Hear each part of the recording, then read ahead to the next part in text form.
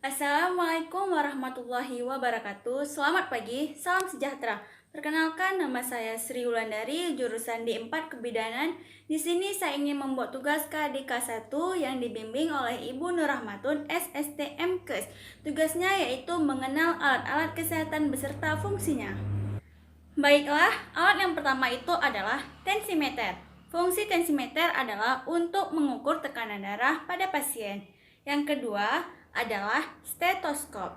Stetoskop ini berfungsi untuk mendengarkan suara dalam tubuh pasien, misalnya detak jantung, suara nadi, dan yang lainnya.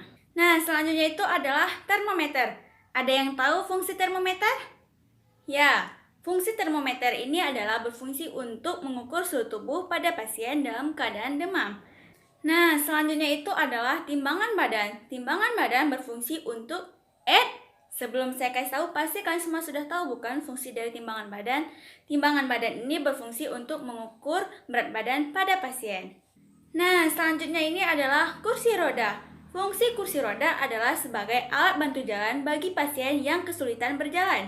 Nah, selanjutnya itu adalah tabung oksigen. Tabung oksigen berfungsi untuk memberikan oksigen pada pasien yang membutuhkan suplai oksigen dalam kondisi darurat.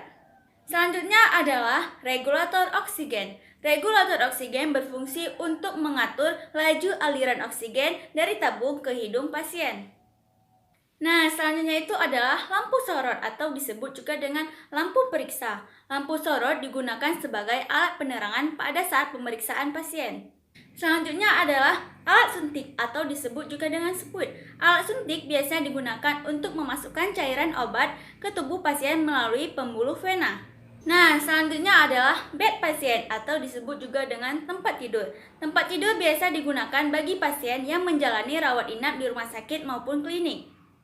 Selanjutnya itu adalah infuset. Infuset berfungsi untuk memasukkan cairan obat atau vitamin ke dalam tubuh pasien melalui pembuluh vena. Nah, selanjutnya itu adalah tiang infus. Fungsi dari tiang infus adalah untuk menggantungkan botol cairan infus yang terhubung pada pasien.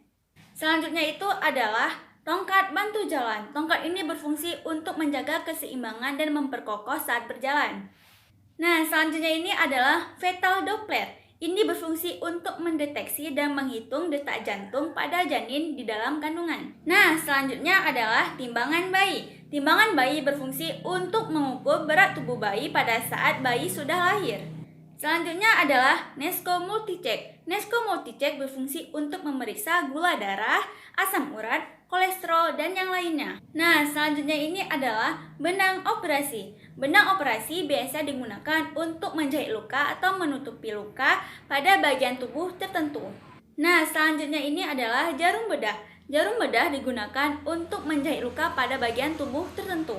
Selanjutnya adalah pisau bedah bisturi. Pisau ini digunakan biasa untuk membuat sayatan kecil di kulit maupun otot. Nah, selanjutnya ini adalah kateter. Kateter ini berupa kantong kecil yang berfungsi untuk mengkosongkan kandung kemih. Biasanya kateter digunakan bagi pasien yang merasa kesulitan buang air kecil dalam keadaan normal. Nah, selanjutnya adalah ultrasound gel. Gel ini biasa digunakan dalam pemeriksaan USG maupun Doppler. Gel ini berfungsi sebagai pelumas. Selanjutnya adalah lumpang obat atau disebut juga dengan mortar.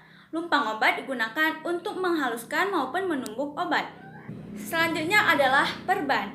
Perban digunakan untuk menutupi luka dan menghindari luka dari infeksi luar. Nah, selanjutnya ini adalah plester.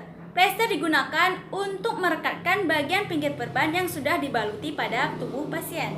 Selanjutnya ini adalah bak instrumen. Bak instrumen digunakan untuk membawa alat steril yang dibutuhkan. Nah, selanjutnya ini adalah setengah kocer. Setengah kocer ini digunakan untuk memecahkan air ketuban pada saat persalinan. Nah, selanjutnya ini adalah gunting episiotomi. Gunting episiotomi berfungsi untuk menggunting jalan lahir searah dengan jarum jam angka 5 pada saat persalinan.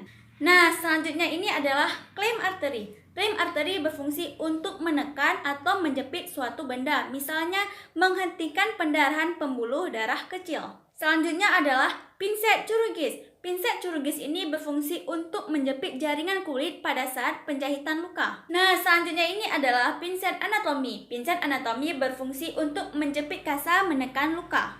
Nah, selanjutnya ini adalah gunting lurus. Gunting lurus berfungsi untuk memotong benang hekting pada saat robekan jalan lahir. Nah, selanjutnya ini adalah penjepit tali pusat. Penjepit tali pusat berfungsi untuk mengikat pusat agar tidak terjadi infeksi.